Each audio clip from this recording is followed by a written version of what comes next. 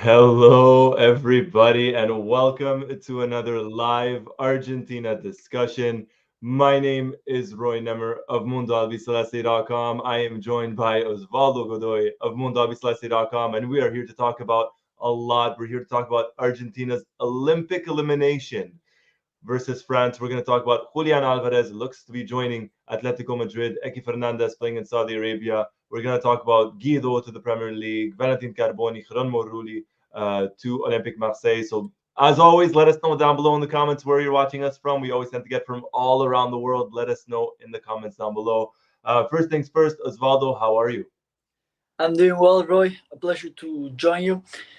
I'm a little bit better than right after the match against France. I was so mad. Not really sad, but more mad, especially with everything that happened in the end with the game, with all the French players celebrating in front of the Argentinian bench and all what happened. We knew it was gonna be a hit up match. That was gonna be a tough one. In the end, it went for their side. But now I'm a little bit better. I think that now in cold we can analyze it a little bit more. How was this Olympics? If Mascherano should continue, if he shouldn't.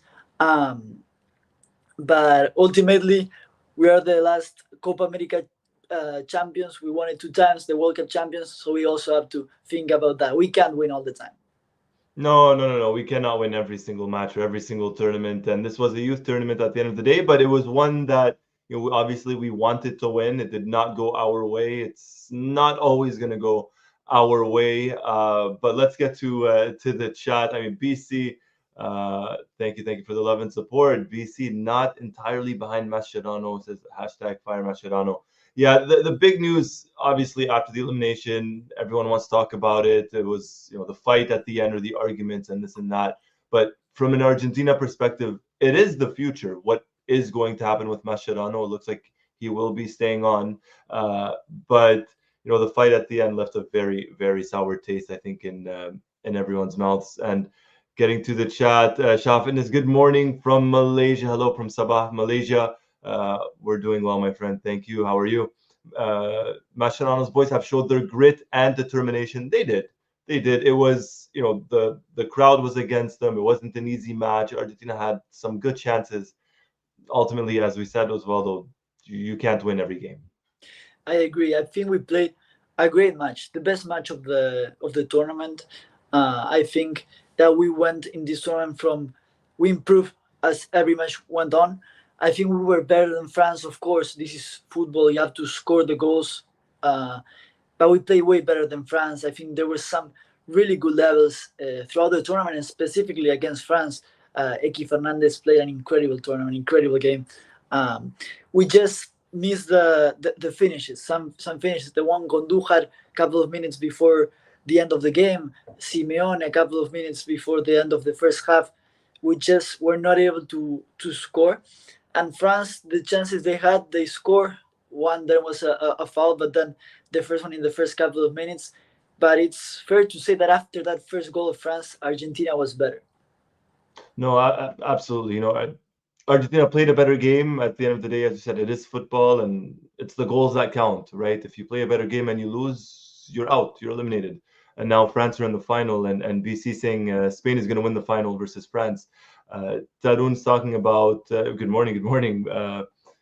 But missed chances is hurting me. I'm similar to you as well. Though I was very, very angry.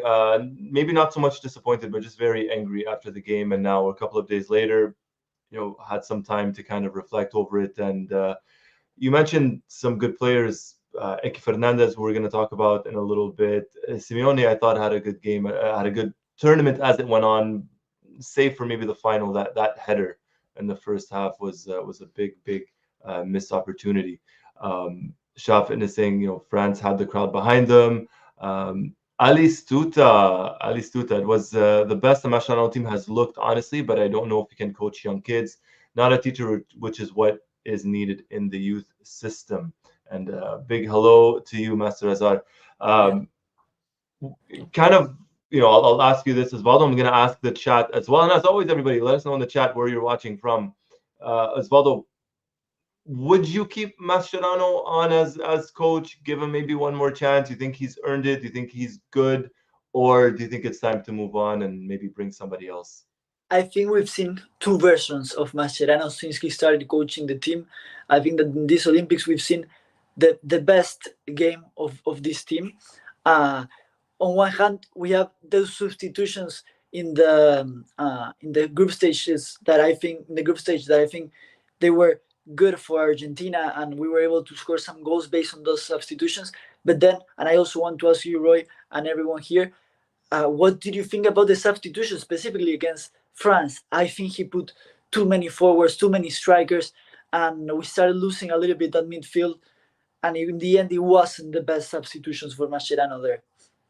I know I completely agree. For all the praise that we gave Mascherano throughout the tournament, where we said his substitutions were spot on and his substitutions changed the game, and that was in every single game. We get to the match versus France in the quarterfinals, and his substitutions, it didn't work. I did not understand Echeverri being brought on so late. Why wasn't Echeverri brought on earlier? Uh, the changes with Soler, for me, it did not make much sense. What happened with Soler, bringing him on, bringing him up, that made no sense to me. Um, you know, Sometimes like that. This is football, right? Coaches sometimes get it wrong when it comes to the substitutions. I think personally, and I'm saying this as someone who has continuously defended Mascherano, I'm a fan of his as a player. I respect him as a coach. In my opinion, I think it's time to move on from Mascherano. I think he's done as well as he could. Yeah, yeah. I honestly don't know, to be honest, if he should stay or leave. Maybe you're right. Maybe it was a cycle that came to the end.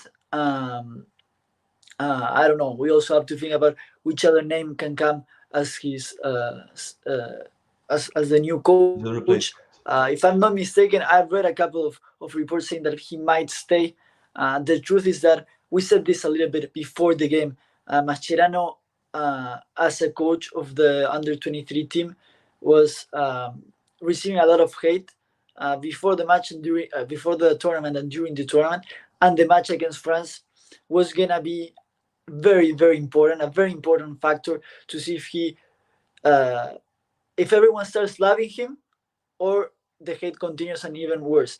And well, we lost the game again. I think Mascherano, uh, until the substitutions, he was responsible for Argentina playing a really good collective game.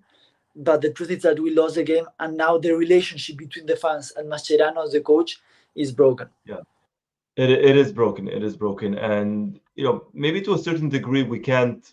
Obviously, we're not blaming Mascherano. The substitutions happen. It is what it is, and when it comes to that, and even with those substitutions, Argentina still had the chances to win the game. You know what I mean? So if Argentina would have won that game, they go to the semifinals, then who knows what happens? Would we still be talking about, should Mascherano stay or go? I agree with you in the sense of I think the relationship is broken between a lot of the fan base and Mascherano. I don't know if he will stay on, according to the reports and rumors. As you mentioned, it looks like he will be staying on. Um, and if he does, hopefully this is, a learning experience for him, because it's not easy. Yeah. I mean, I think that it should be the end of Mascherano as the coach of the under 23 team. On the other hand, I also want to say that most of the hate that Mascherano have been receiving, especially after the 2018 World Cup, and we talk about this, it's just too much. It's just too much. I understand how people can criticize him as a coach because he might not been at the level of his expectations. But I've been reading these days of people calling Mascherano a loser, a person that has, Yeah. a, as a player, he has two Olympic games. And we're actually talking about that. I don't know if there's another Argentinian that has two gold medals in an Olympic game. So that's why sometimes it's so unfair when all that extreme hate to Mascherano.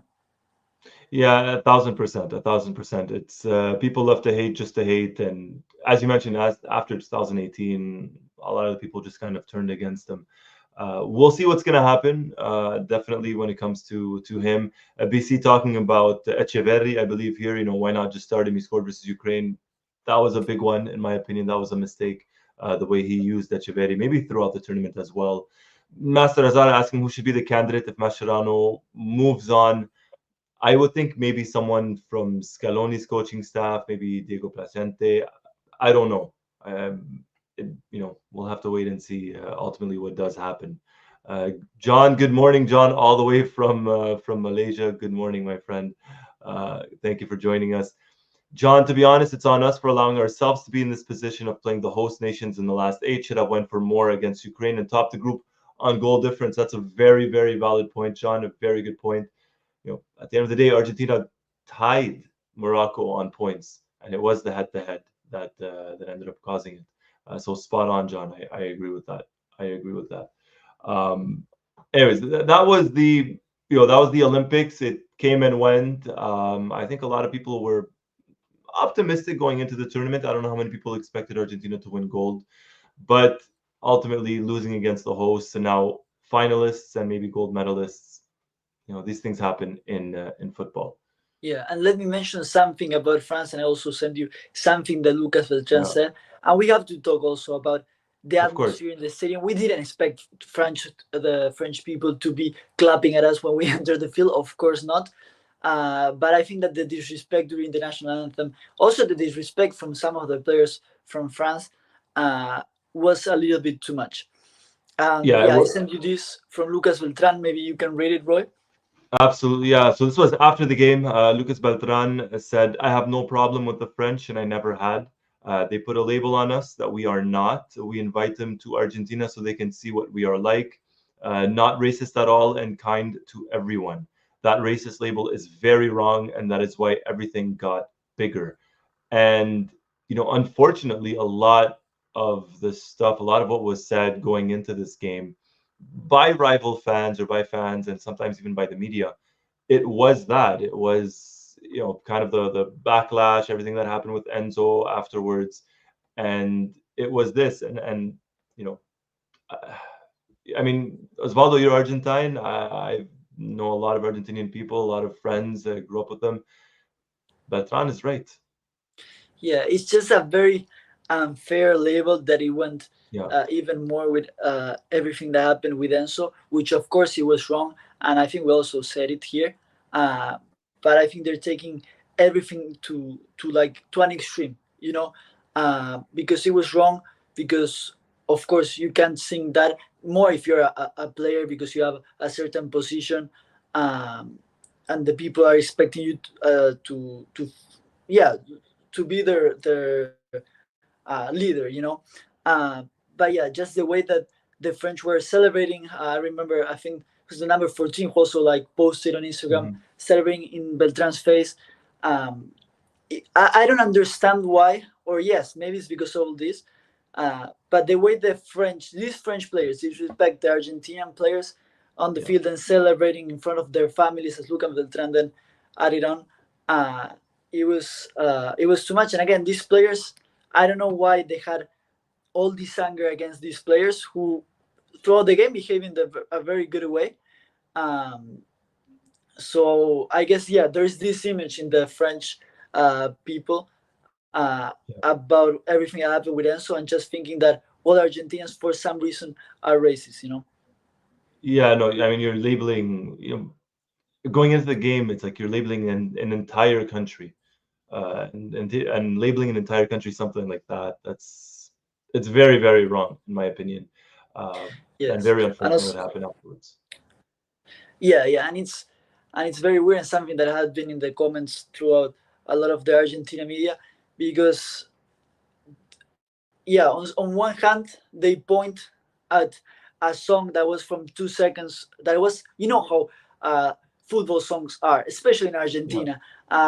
Yes, they're not good, but they kind of insult almost everyone. If you hear of within Argentinian fans and their chants, it's kind of like that. But it's just they took it to a level that I don't think it's fair. Yeah. No, and I agree with that. Shafin is saying we cannot label a country specifically as racist. Exactly, you're labeling an entire country. Unfortunately, racist slurs happen everywhere around the globe. Very, very unfortunate. It is the reality, unfortunately. The Yeah, French are stereotyping. You're stereotyping an entire, an entire country, pretty much. Uh, yeah, and especially in a continent, and yeah, then after this we can maybe finish with this and move to football. That in yeah, a continent where racism was so strong that now they point at you because of a 2 second video, uh, and then when they're in the field they celebrate against you, and they act the way they act. They respect the national anthem. So it's like, or you're the king of morality or you're not, but you can't like point with a finger and then yeah, do something, be disrespectful, because that's doesn't just not fair. yeah. No, at all, at all. Absolutely. Football-wise, Caspian saying it's okay. We have a new rival in addition to Brazil, Uruguay, and England. It's now France. Yes, yes, another one, uh, another one. All right, let's let's try and let's move on, and we're gonna talk about somebody who was at the Olympics and someone that is one of the that was one of the overage players at the Olympics, and that person is Julian Alvarez. Julian Alvarez looks set to be leaving Manchester City. There were reports of possibly Atletico Madrid, possibly even Arsenal, possibly PSG. And now it looks like it's going to be Atletico Madrid. We've spoken about this briefly in the previous video, Osvaldo. What do you think about this? It looks like it's actually going to happen. I know many people are not a big fans of players going to Atletico Madrid and the way Simeone supposedly make them play. I think this is a good move. Julian Alvarez needs to play. Ultimately, it's a big team in Europe, uh, and I'm happy about this move if it happens. Everything per reports seems that it's gonna happen soon. Um, I'm happy about this move.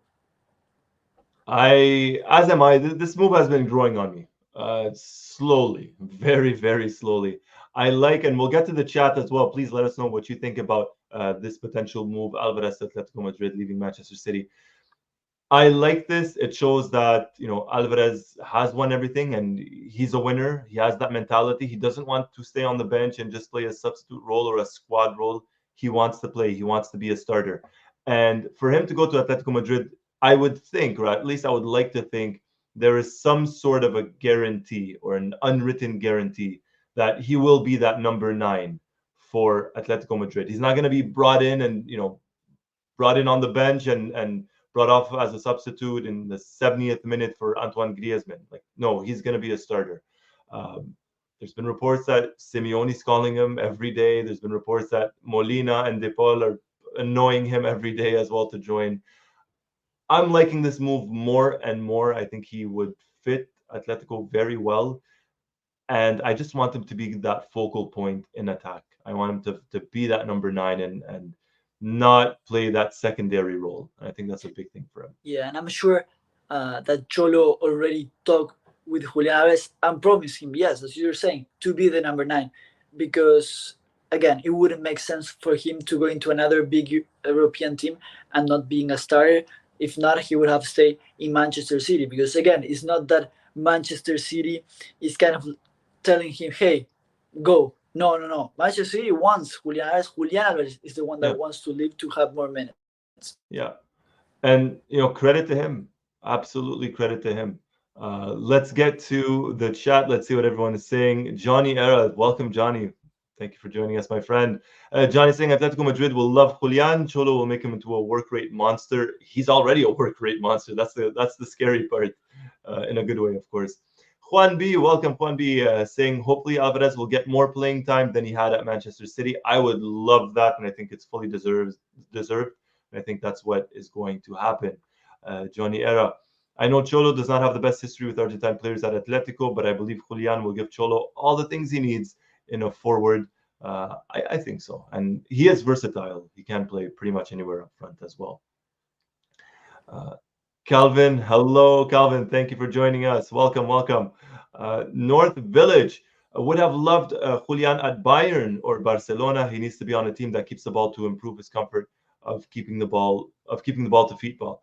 Uh, Bayern, yeah, I would prefer Atletico over Bayern. I don't know. I would prefer Barcelona over Bayern and Atletico, but I'm happy he's going to Atletico. Bayern, I don't know if it's the league. I don't know what it is, and especially because they already have Harry Kane. But I'm happy with Atletico. I'm happy with that. Shah Fitness. Moreover, Julian has got a handful of his national teammates at Atletico, right? We have Correa, De Paul, Molina. So to him. And BC saying it's not the best style. It's not a bit more pragmatic approach, a bit more defensive from the Cholo, but he might bring something out of Alvarez. Who knows? Who Yes, and it's knows? still a big European team. Of course. Some might not like the style, but in the last couple of years, they've been usually fighting there on top of the league, and that's important. They play Champions League, they play the big tournaments. They big in the exactly. You mentioned the Champions League. They won La Liga. I believe it was 3 years ago now. And outside of Barcelona and Madrid, they're the only team that's winning La Liga, and they're challenging. And it's big money, right? Apparently, it's what 75 million that's being spent, between 70 and 80 million, which is a lot, especially for Atletico Madrid, especially for them. So that shows just how much trust they have in Julian. And last comment, and then we'll continue on to another player. And this one from John saying some of these players will go back to their respective clubs. Not sure how the relationship with their Argentine teammates will turn out to be. This is in regards to the Olympics. All right. So overall, you're a fan of this one, Osvaldo? Julian to Atletico? Yes, Yeah. yes. Yeah, maybe another team, as we were mentioning, maybe Arsenal also would have been a good move.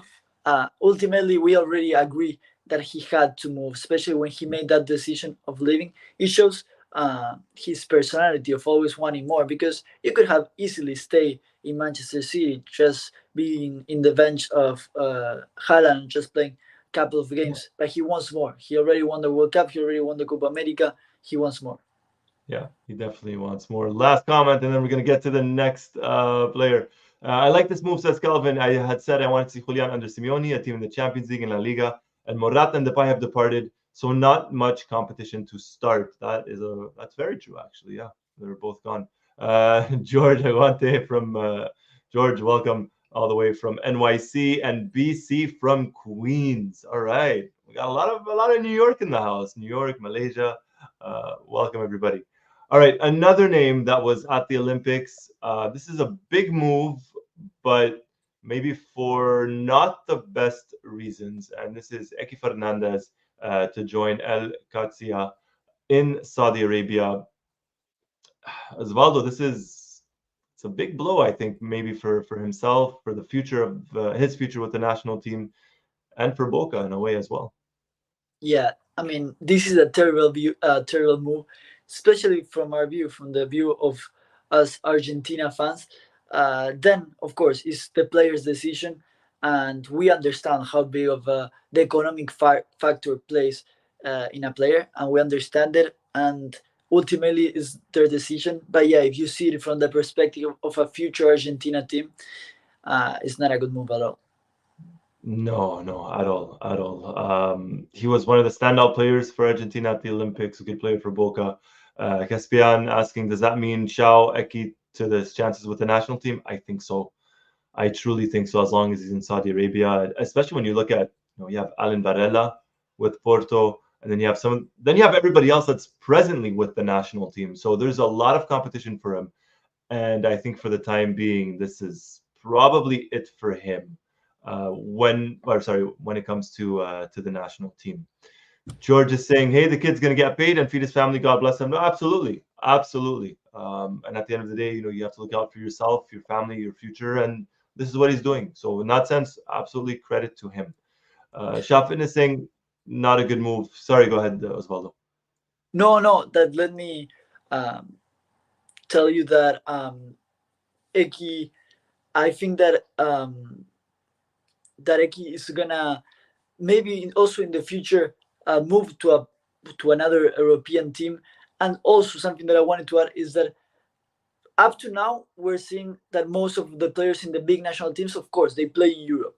I wouldn't be surprised with all this move of most of these players going to Saudi Arabia to see even big players of the national team play in the Saudi Arabian league. We saw it, I think N'Golo Kante, if I'm not mistaken, also plays in the Saudi Arabian league, and he recently played in the Euros, and he was a starter, and he had a good role in the team. So I wouldn't Yeah. be so surprised if players of the MLS and the Saudi Arabian League start to have more minutes in big national teams.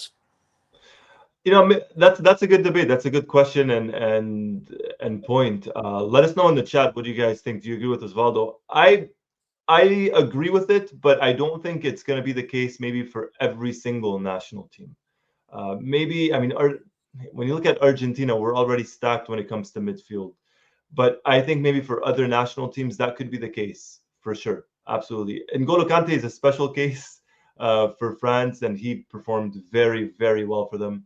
Uh, and, at the end of the day, I said this when I mentioned Thiago Almada about 2 years ago before the World Cup. I said talent is talent, no matter where. But if you have somebody like, let's say, Varela playing in Porto, and you have someone like Equi Fernandez playing in Saudi Arabia, and they're both performing, you would have to think someone like Varela probably gets picked over Equi Fernandez. Let's take a look at the chat. So continuing shopping, it's not a good move for Equi. Very disappointed. BC saying it likely means the end of his national team career. BC, Brazil enabling Neymar should have a hard line for players at least under 34. North Village talking about Equi Fernandez at the Olympics, easily the best Argentine performer. Master Azar, too young to move to Saudi. Ali Suta, not sure what Juan Roman is thinking. Well, I mean, Equi moving. And George, yeah, this is pretty much it. Pretty much it. Johnny is saying, I can understand the issue with Equi's decision, but we need to remember 20 million to Boca will help the club a lot. A possible once in a lifetime type of salary, it's a big plus. And that's the other point of view, right? It's economically speaking, financially speaking. Caspian, a good point. I think Osvaldo's point stands, but only for problematic positions. A right back. That's good. I didn't really think of a right back position for us, but it's true. It's a position that maybe we don't have too much depth in, aside from Molina and Montiel. That's very true. Let's look at some more. Carlos, welcome, my friend. Thank you for joining. Says Scaloni will call him and see how he looks in practice. Could take Guido's spot on the team, or if Paredes loses form. And we're going to talk about Guido very quickly and momentarily as well. Calvin, I think we will see more Saudi Arabian clubs buying in South America than trying to sell to bigger teams in Europe. In this case, I believe Marseille got outmatched financially. Yes. This could be something that we see in the future. Ali Suta, if we're calling guys from MLS, may as well call from Saudi Arabia too. There you go. That's could be a valid argument. Yeah, could be a valid argument. But that's Julian. That was Equi Fernandez. Somebody who's very much part of the national team, but maybe could be on his way out and plays a similar role or a similar position to Equi Fernandez. Guido Rodriguez to West Ham United. He was linked a couple of years ago to Liverpool, ended up staying at Betis, was linked to Barcelona earlier this summer. That deal fell through. Now at West Ham United, this is one of those, I want to say odd ones for me. I'm not sure. But do you think this helps Guido at all? I think it's a good move, or do you think his time with Argentina is maybe already kind of towards the tail end as well? What do you think of this? Yeah, I think his appearances with the national team are almost over. We'll see. We'll see how it goes. I think Leandro Paredes, especially with that final, he ultimately won that position over Guido Rodriguez. Then we have some players like Equi Fernandez and Varela coming also. I think it might be a good move for him coming to the Premier League, arguably the best league in Europe. He had a really good role in Betis. He was playing a lot of minutes. I think in West Ham he will have something similar. I was surprised because before the Copa America there were so many rumors of him going to Barcelona, which was gonna be a huge move for him, and now he goes to this team, which of course is not Barcelona, but still a team from an European league, from the Premier League. But I don't know what you think, Roy, but I think that Guido Rodriguez journey with the national team, if it's not over, it's almost over. Yeah, I think it's just that. I think if it's not over, it's just about over and probably very, very close. I think we're going to see maybe the likes of Varela called up in September, at least October, and he's going to provide competition. It's telling because Guido's really a defensive midfielder. He doesn't offer too much moving forward. He's good in the air, he's good at headers, good at tackling, but moving forward doesn't offer much. And when you have someone like maybe Varela who offers a little bit more, Equi Fernandez offers a little bit more on the ball. Uh, Guido has been used in specific times with Argentina. Hasn't started every game, hasn't played every game. More often than not, he's on the bench. Good for him getting that Premier League move. Very, very happy for him. Who knows? He could be very well suited for the physicality, excuse me, of the Premier League. But I think in terms of the national team, unless he does very, very well, I could see this being the end of the road for him, end of the journey when it comes to his time with Yes, Argentina. and someone that is also leaving Betis, it's Germán Petzela. Both Yeah. Argentinians leave Betis. Germán Petzela almost confirmed he's going to play with River Plate, who recently re-signed Marcelo Gallardo. So yeah, I think that I would say it's almost also over for him, the national team. Yeah, Patella, I think it's pretty much done for him. I would think so. Anyways, you look at just Senesi, Balerdi, kind of on the outside looking in, made that provisional list for the Copa America. So I think Pazzella going back to the River. He's the first Argentine player that won the World Cup that's going back to Argentina, aside from Franco Armani, of course. But yeah, I think Pazzella is probably just about done. Again, like Guido, I think maybe he gets called up in September, and then maybe around October for the qualifiers, we see some different names being involved. All right, let's look at what we have here. HMD is saying Gajardo should have managed the team at the Olympics. That would have been a good one. The national team needs some sort of renewal because we don't want to replay Italy like in 2010, Spain in 2014. Alistuta, we are super deep at the number 5. Guido is over, Petzela too. I think it's probably over for both of them very, very soon when it comes to them. Other ones, really quickly, before we close things up. Valentin Carboni, Geronimo Rulli to Marseille. Carboni re-signed with Inter, I believe, for about 35 million euros, and now spending the season on loan at Marseille, and they have the option of buying him. And Rulli is wanted by Marseille. Marseille with potentially 3 Argentine players: Balerdi, Carboni, Rulli, all 3 likely with the national team. What do you think of this very quickly as well? Where is Joaquin Correa? Is also there or no? Correa was on loan at Yeah. Marseille. They did not re-sign him. He's back with Inter, and Okay. Inter is trying to kind of get rid of him, sell him, but apparently not many offers there. But Yeah, they're no, building a young. I'm gonna start watching Marseille a little bit more. But yeah, Valerdi has been a good center back there, playing most of the matches. I think that it's very important for these two new players, Carboni and Rulli, since they are in the national team, kind of like Valerdi, but they're kind of mixing. Sometimes they're in, sometimes they're not. I think that it's gonna be very important for them to start as much as they can, because if not, I'm afraid they will not be selected by Scaloni. Yeah. Oh, 1,000%, 1,000%. And I think Balerdi is going to be a starter for Marseille, especially considering his performances last season. The fact that Marseille also pushed a lot to get Carboni, I think that's a big, big plus. They really did push a lot to get him. And for Rulli, I mean, he's always going to be, or I say always, but for the time being, anyways, he's going to be the backup goalkeeper for Argentina, right? But it's still good to have him play, and the fact that their coach Roberto De Zerbi, a very good coach. We've seen him do well with Argentine players, so this could be a very, very good move for Carboni and Rulli, and specifically Carboni. Him and Balerdi are. We're gonna have to watch more Marseille matches, For a sure. lot more. Let's look at the chat really quickly. Talking about young players, Garnacho should be present for the qualifying, says George. BC saying Garnacho needs a goal. There's another young player with Manchester United, part of the national team. So very, very exciting times ahead for Argentina. Last thing before we close things up, asking everybody here and yourself as well, Osvaldo, of course, Are there some transfers that you're expecting? Are there transfers that maybe you're hoping to see? Let us know. This could be something realistic or something unrealistic, whatever you guys are hoping to see. Let us know. Yeah, I'm trying to think. I don't know. Maybe with everything that happened with Enzo and Chelsea, maybe him leaving Chelsea, that's not gonna happen. Uh, but No. yeah, I don't know. I'm trying to think I, someone else. you I think Enzo's probably going to stay. I would love to see, and he's doing well at Porto. Don't get me wrong.